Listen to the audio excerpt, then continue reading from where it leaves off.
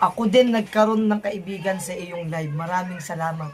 O mga kasama, tingnan nyo si Tita Longhair. Nagkaroon ng kaibigan sa akin live. So kung gusto nyo pong magkaroon ng maraming kaibigan, ano na ang gagawin ninyo? Di syempre, pupunta kayo sa live ko para makarami kayo ng kaibigan. Ano ba yung ginagawa sa live ko? O kayong mga baguhan, ang ginagawa sa live ko, syempre magpapapansin kayo doon. Lahat po na makikita nyo pumapasok sa live ko, kakaibiganin nyo po, ipa-follow.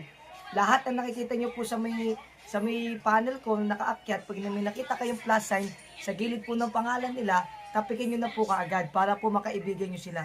At mga kasama, laging tandaan, mag-provide kayo ng extra 1 coin para po makasend kayo ng heart me or matulungan nyo yung goal natin para mas marami pong views sa ating live.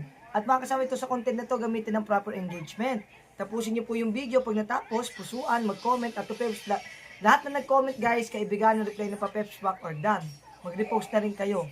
Okay, takis tayo sa live natin. Thank you so much guys.